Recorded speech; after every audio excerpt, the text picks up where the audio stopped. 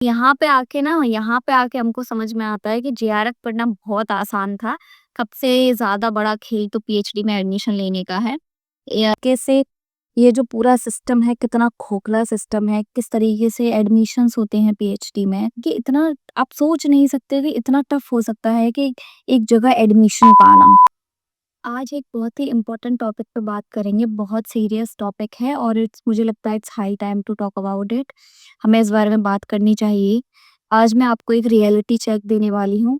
बहुत ही रॉ बात करेंगे, बहुत ही रियल बात करेंगे और बहुत लोगों को मेरी ये बात पसंद नहीं आएगी। मैं जो भी इस वीडियो में आज बोलूँगी, आप लोगों को बहुत सारे लोग होंगे जो ऑफेंड हो सकते हैं, जिनको मेरी बात पसंद ना आए। लेकिन यहाँ पे बात पसंद और नापसंद की बिल्कुल भी नहीं है, क्योंकि अ जो भी मैं बोलूँगी मैं अपने रियल एक्सपीरियंस के बेसिस पे बोलूँगी, जो होता है मैं सामने देखती हूँ मैं उसके बेसिस पे बोलूँगी। और मुझे लगता है कि आप सब लोगों को ये चीज़ पता होनी चाहिए। और ऐसा नहीं है कि नहीं पता है, आप लोगों को बहुत सारे लोगों को पता होगी जो भी बात मैं आज बताऊँगी। पीएचडी का जो पूरा एक हम देखते हैं, सपना देखते हैं कि हम नेट करेंगे, जेआरएफ करेंगे, पीएचडी में एडमिशन लेंगे और फिर कहीं न कहीं जाके असिस्टेंट प्रोफ़ेसर हम बन जाएँगे। तो ये जो सपना हम देखते हैं, ये सपना कितना खोखला है और कितना इसमें कितना हमें स्ट्रगल हमें करना पड़ सकता है। क्या हम किन कठिनाइयों से जूझ कर हम वहाँ तक पहुँचेंगे और क्या-क्या चीज़ें हमको फ़ेस करनी पड़ सकती हैं। तो इस बारे में बात करना बहुत ज़्यादा ज़रूरी है। अभी अभी नेट जेआरएफ का रिज़ल्ट आया, बहुत सारे स्टूडेंट्स का जेआरएफ हुआ होगा, बहुत सारे स्टूडेंट्स का नेट हुआ होगा और वो सोच रहे होंगे कि अगला स्टेप है, रिसर्च प्रपोज़ल बनाएँगे, पीएचडी में एडमिशन लेंगे और अच्छी-सी स्टाइपेंड मिलेगा।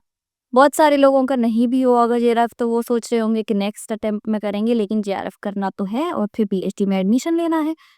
लेकिन यहाँ पे मैं आपको पूरी सच्चाई बताने वाली हूँ कि किस तरीके से ये जो पूरा सिस्टम है कितना खोखला सिस्टम है, किस तरीके से एडमिशन्स होते हैं पीएचडी में, किस तरीके से यहाँ पे कनेक्शंस के बेसिस पे एडमिशन होते हैं और किस तरीके से बच्चों के भविष्य के साथ यहाँ पे खेला जाता है और कितना फेयर सिलेक्शन होता है, कितना अनफेयर सिलेक्शन होता है, इस बारे में बात करेंगे। ये जो पूरा एक स्ट्रक्चर ये जो पूरा बना हुआ है, पीएचडी, नेट, जेआरएफ, ये रेस में जो लोग लगे हुए हैं, उनको इस रेस में आना भी चाहिए कि नहीं आना चाहिए, मतलब एक बहुत सीरियस ये मैटर है जिसके बारे में हमें डेफिनेटली आज ये डिस्कस कर लेना चाहिए। तो आप लोग प्लीज़ अगर इस लाइन में आने का सोच रहे हैं और ये वीडियो देख रहे हैं, तो बहुत सोच समझ के ये वीडियो देखने के बाद आप फैसला लीजिएगा कि आपको आगे फिर करना क्या है।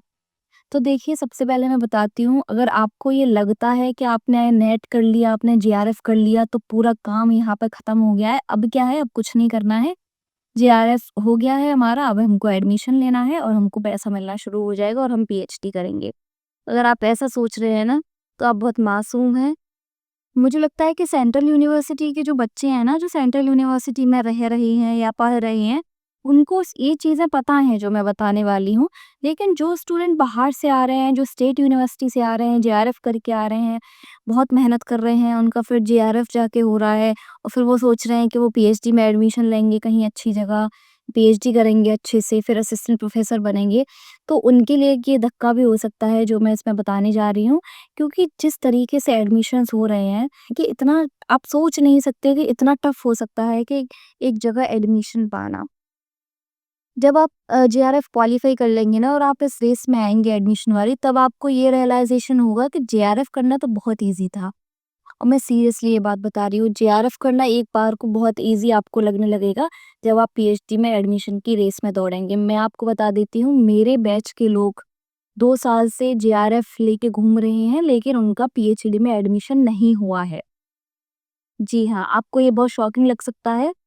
उनका जेआरएफ है, उनके पास जेआरएफ है, सब कुछ है उनके पास, लेकिन उनका पीएचडी में एडमिशन नहीं हो रहा है। क्यों नहीं हो रहा है? क्योंकि उनका कोई कनेक्शन नहीं है। क्यों नहीं हो रहा है? क्योंकि वो कहीं से जुगाड़ नहीं लगा पा रहे हैं।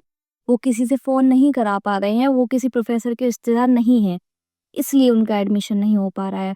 उनकी चप्पलें घिस जा रही हैं डिपार्टमेंट के चक्कर काटते-काटते। और मैं आपको बता दे रही हूँ, अभी इलाहाबाद यूनिवर्सिटी में इंटरव्यू चल रहे हैं और इंटरव्यू से पहले जब से इंटरव्यू का डेट्स आया है, बच्चे डेली, मतलब मैं आपको बता रही हूँ, डेली एक दिन ऐसा नहीं गया है जिनको एडमिशन लेना है और वो डिपार्टमेंट के चक्कर नहीं काट रहे हों। प्रोफ़ेसर से जाके मिल रहे हैं, उनके पास सब कुछ है, उनके पास टैलेंट है, उनके पास जेआरएफ है, उनके पास अच्छा परसेंटाइल है, उसके बाद भी उनको ना डिपार्टमेंट के चक्कर काटने पड़ रहे हैं उतने में, क्यों? क्योंकि उनको एडमिशन चाहिए और वो ऐसा नहीं करेंगे तो उनको एडमिशन नहीं मिलेगा। ये सच्चाई है, इसको आप प्रोसेस कर लीजिए।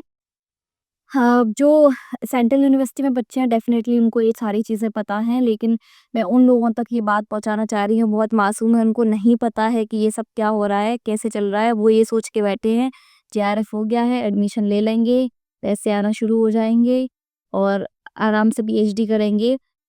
तो बिल्कुल भी ऐसा नहीं होने वाला है। जेआरएफ आपने कर लिया, आपको बहुत शुभकामनाएँ हैं और ये आपका एक स्टेप आपने क्लियर किया, लेकिन अब आगे जो स्ट्रगल आने वाला है वो असली स्ट्रगल है और वहाँ पे आपको जो दिक्कतों का सामना करना पड़ेगा, आपके पास भरपूर टैलेंट हो, आपके अच्छा परसेंटाइल हो, उसके बाद भी आपको डिपार्टमेंट के चक्कर काटने पड़ेंगे, प्रोफ़ेसर्स की चापलूसी करनी पड़ेगी, तब जाके आपको एडमिशन मिलेगा।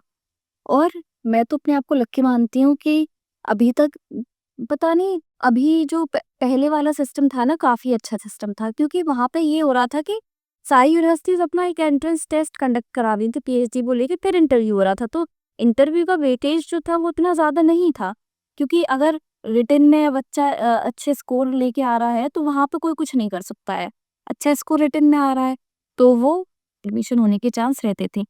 अब क्या है, सोलली सब कुछ डिपेंड करता है आपके इंटरव्यू के परफॉर्मेंस के ऊपर। और इंटरव्यू में क्या हो रहा है, इंटरव्यू में चल रहा है जुगाड़ कि आप किसके रिश्तेदार हैं, आपने कहाँ से फ़ोन करा दिया है, आपने डिपार्टमेंट के कितने चक्कर काट लिए हैं, आपने प्रोफ़ेसर के कितने बार पैर छू लिए हैं, इस बेसिस पे आपका एडमिशन वहाँ पे होगा। अब आप सोच सकते हैं, मतलब मुझे भी बहुत आश्चर्य होता है, बहुत एक शॉकिंग सा ये सुनने में लगता है कि सिर्फ़ एडमिशन के लिए ये सब करना पड़ता है। मतलब कोई नौकरी भी नहीं है, अगर एक बार को हम ये भी सोचे कि भाई नौकरी मिल जाएगी, नौकरी के लिए अगर हम ये सब कर रहे हैं, तो एक बार को चलो समझ में आता है कि नौकरी के लिए आप ये सब कर रहे हैं। एडमिशन के लिए आप ये सब कर रहे हैं, एडमिशन पाने के लिए आप डिपार्टमेंट के चक्कर काट रहे हैं, एडमिशन पाने के लिए आप इधर-उधर से फ़ोन करा रहे हैं, जुगाड़ करा रहे हैं।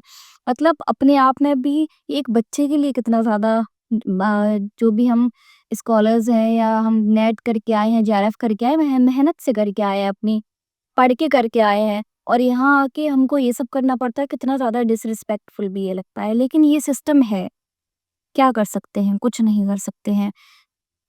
और उसमें भी आप सोच रहे होंगे कि पीएचडी में एडमिशन जैसे-तैसे अगर आपका हो भी जाएगा, कि आप कहीं से भी किसी से फ़ोन करा के जुगाड़बाज़ी करके और अपना जेआरएफ भी क्लियर आप कर लेंगे, अच्छा प्रपोज़ल भी बना लेंगे, अच्छा आप इंटरव्यू भी दे देंगे, फिर ऊपर से जुगाड़ भी लगा देंगे, तब जाके आपका एडमिशन हो भी जाएगा।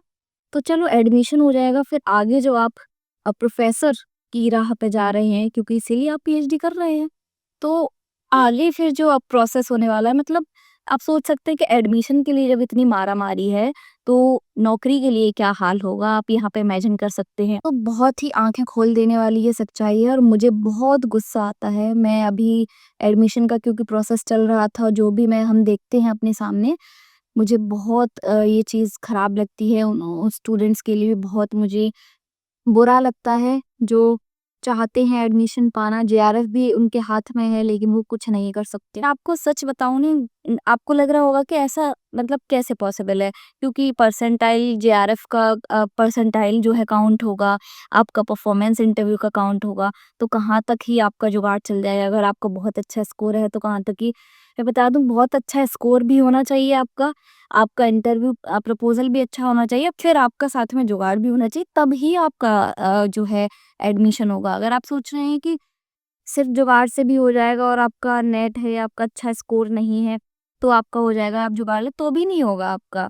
यानी कि आपको हाईएस्ट स्कोर भी करना है, ऊपर से फिर आपको प्रपोज़ल अच्छा बना के ले जाना है, फिर आपको जुगाड़ भी लगाना है, तब जाके आपका एडमिशन वहाँ पे हो पाएगा। तो आप समझ लीजिए कि एडमिशन पाना एक जंग हो चुका है पीएचडी में। और ये कहाँ तक जायज़ है, कितना सही है, मतलब बहुत अनफ़ेयर है, बहुत अनफ़ेयर है। मुझे लगता है खुल के इस बारे में बात करनी चाहिए, इस चीज़ का विरोध करना चाहिए, लेकिन कौन करे, कौन बात करे? और हो सकता है मेरी ही इस वीडियो पे बहुत सारे लोग ऑफ़ेंड हो जाएँ, बहुत सारे लोगों को ये चीज़ ना पसंद आए, but this is reality, this is what I am seeing around me every time. और आई फ़ील सैड। मुझे नहीं अच्छा लगता है ये सब देखना। अभी तक जो मुझे लगता है वो पुराने वाला सिस्टम ही अच्छा था इससे तो, जहाँ पे एंट्रेंस टेस्ट कंडक्ट होता था। एंट्रेंस टेस्ट में आप जितना आप स्कोर कर रहे हैं उस बेसिस पे आपका मेरिट बनता था, उस बेसिस पे एडमिशन होते थे। जेएनयू में भी ऐसा होता था। अब आप समझ सकते हैं कि हर जगह क्या सिस्टम, क्या व्यवस्था है, सिर्फ़ इंटरव्यू वाली व्यवस्था है। और जहाँ-जहाँ भी ये वाली व्यवस्था होगी, ये सिस्टम होगा, मुझे लगता है वहाँ फेयर सिलेक्शन का तो आप भूल ही जाइए कि आपका हो सकता है। तो अब इस चीज़ का सॉल्यूशन तो मैं नहीं दे सकती हूँ, कोई कोई सॉल्यूशन मुझे नहीं लगता है भी। ये तो आपके लिए एक सवाल है और आपकी चॉइस है, आपका एक करियर का चॉइस है। आप अगर अपनी मर्ज़ी से आना चाह रहे हैं तो इस फ़ील्ड में आप आइए, बहुत आपका स्वागत है, लेकिन पूरा तैयारी के साथ आइए, ये सारी चीज़ों को जान कर आइए, ताकि आपके आने के बाद यहाँ पे एक आपको धक्का ना लगे, एक आपको शॉक ना लगे। तो इसीलिए ये चीज़ें आपके लिए जानना बहुत ज़रूरी है और ये सवाल मैं आपके लिए भी छोड़ के जा रही हूँ कि इसका क्या होना चाहिए, क्या नहीं होना चाहिए, किस तरीके से इसमें सुधार लाया जाना चाहिए, ये सब आप सोच सकते हैं अपनी रैशनैलिटी के आधार पे। बाकी मेरा काम आपको बताने का था। मैं बहुत दिन से इस बारे में सोच रही थी कि मैं इस चीज़ पे वीडियो बनाऊँ, इस बारे में बताऊँ, बात करूँ। क्योंकि हाल ही में एक वीडियो भी मैंने डाला था, तो वहाँ पे लोग कमेंट्स कर रहे थे कि क्या पीएचडी करना भी चाहिए कि नहीं करना चाहिए। तो अब मैं आपको एक क्वेश्चन दे के जा रही हूँ, अब आप अपने आप से सवाल करिए, क्या आप इस लाइन में आना चाहते हैं? क्या इस फील्ड में आना चाहते हैं? क्या आपको पीएचडी अब करना चाहिए या नहीं करना चाहिए? ये सच्चाई आप जान के इस चीज़ में आइए, पूरा प्रिपेयर होके आइए। तो शायद हो सकता है कि आपको एक धक्का ना लगे, एक शॉक ना लगे और आप जानते हुए चीज़ों को आगे बढ़ पाएँ। सो या that was it. Thank you so much all. I hope मेरी बातें आपको बुरी नहीं लगी होंगी। हो सकता है लगी भी हों, पर I can't do anything about it, क्योंकि यही सच है, यही सच्चाई है और आपके लिए जानना ज़रूरी था, इसलिए मैंने ये बताया। Thank you so much all for watching. Bye bye.